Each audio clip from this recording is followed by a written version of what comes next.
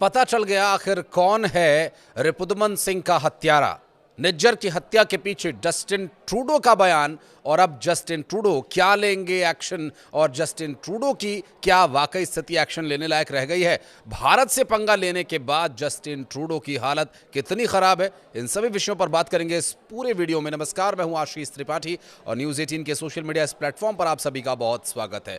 Justin Trudeau के बयानों को लेकर भारत ने जो कड़ा एतराज जताया था और एक्शन लिए थे, उसकी पूरी दुनिया में चर्चा हुई और इस बात से हर कोई वाकिफ है कि आज के वक्त में अगर दुनिया में आपको अपनी पहचान बनाए रखना है, अगर आपको आगे बढ़ना है, तो भारत के साथ रिश्ते खराब नहीं करने। रिश्ते खराब करके पाकिस्तान पछता रहा है, उसकी स्थिति क्या है वो अभी सिर्फ समझने में लगा हुआ है। चाइना की हालत बहुत ख़राब है, भले ही वो बहुत बड़ा देश है, बहुत बड़ी उसकी इकॉनमी है, बहुत सारी उसकी पॉपुलेशन है, बहुत सारे उसके पास उद्योग हों, लेकिन भारत का बाजार न मिलने की वजह से चाइना को बहुत बड़ा नुकसान भी हो रहा है।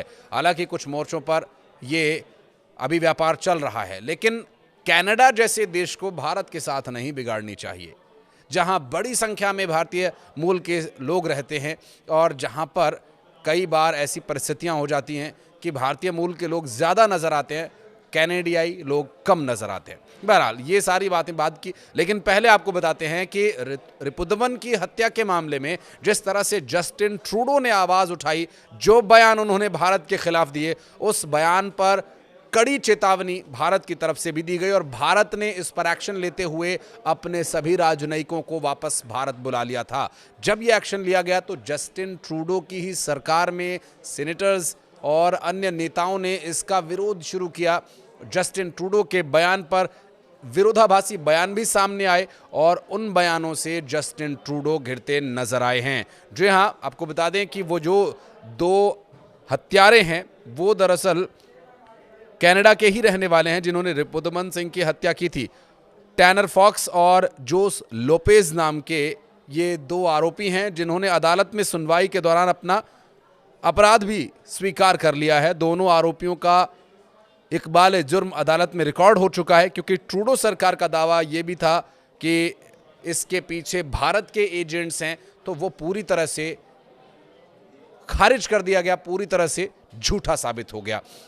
ये जस्टिन ट्रूडो की आदत भला कैसी है, और जस्टिन ट्रूडो की भारत से खार खाने की आखिर समस्या क्या है, इसके लिए आपको एक पीढ़ी और पहले लिए चलेंगे। लेकिन उससे पहले आपको ये बताते हैं कि भारत ने क्या स्टैंड लिया था। दरअसल कनाडा के जस्टिन ट्रूडो, जो कि प्रधानमंत्री हैं वहाँ के, अब वो ज़्यादा दिन इस कुर्सी पर रहेंगे ऐसे आसार नज़र नहीं आ रहे हैं, क्योंकि उन्हीं की सरकार के, उन्हीं की पार्टी के नेता उनके इस बयान की मजम्मत कर रहे हैं और उन्हें कुछ लोग अंदर खाने ये समझा भी रहे हैं कि अरे भारत से पंगा मत लो।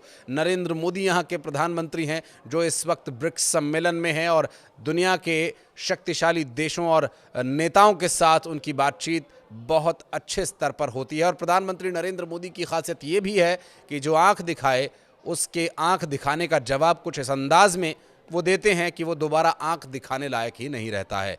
और ये जो भारत का रवैया है, कभी भी भारत किसी भी मामले में पहल नहीं करता है, लेकिन अगर कोई पहल कर दे तो उसका जवाब उस तरीके से दिया जाता है कि फिर कोई दोबारा पहल करने लायक ही ना रहे।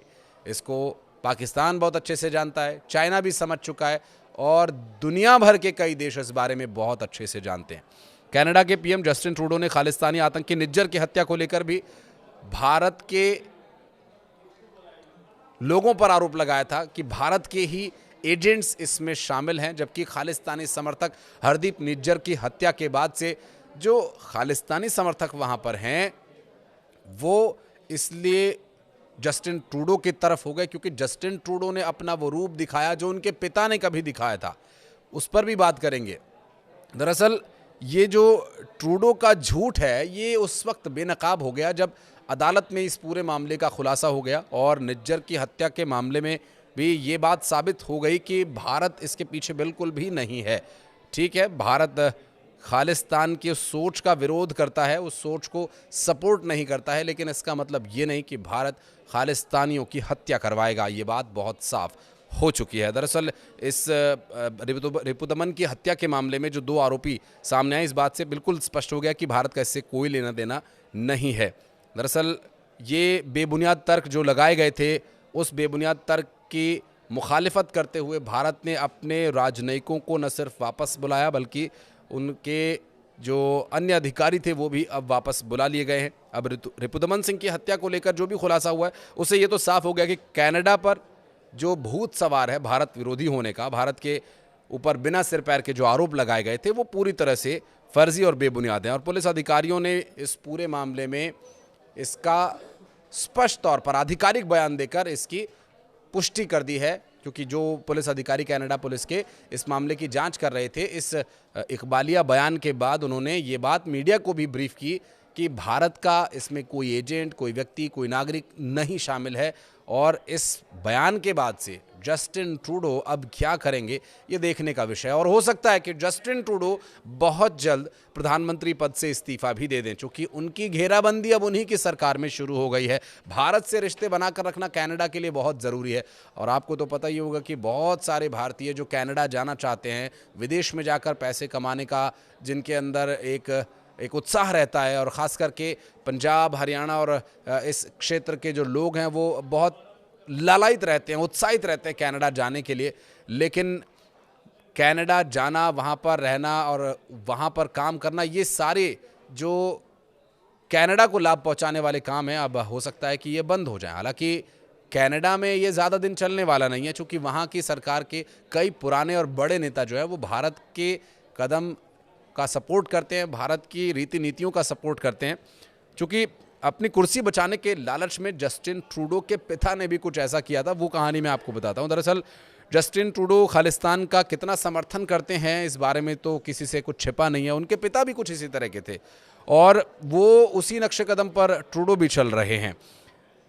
हालांकि वो अपने पिता से 2 कदम आगे बढ़ गए, ये भी कहना कोई ज़्यादा गलत बात नहीं होगी। दरअसल साल 1985 की वो कहानी है जब कनिष्क विमान धमाके में आरोपी खालिस्तानी आतंकी तलविंदर सिंह परमार कनाडा में जाकर छिप गया था, और इस विमान हादसे में 239 लोगों की जान चली गई थी। और 239 लोगों की जान जाने का जिम्मेदार तलविंदर, जो कनाडा में छिपा हुआ था, इस विमान हादसे का वो असली जिम्मेदार था। भारत सरकार ने कनाडा से आतंकी तलविंदर सिंह परमार को सौंपे जाने की मांग भी की थी, और तत्कालीन प्रधानमंत्री जो कनाडा के उस वक्त थे, जस्टिन ट्रूडो के पिता पियरे एलियट ट्रूडो ने आतंकी तलविंदर को भारत को सौंपने से इनकार कर दिया था और उसे कनाडा में शरण दी थी।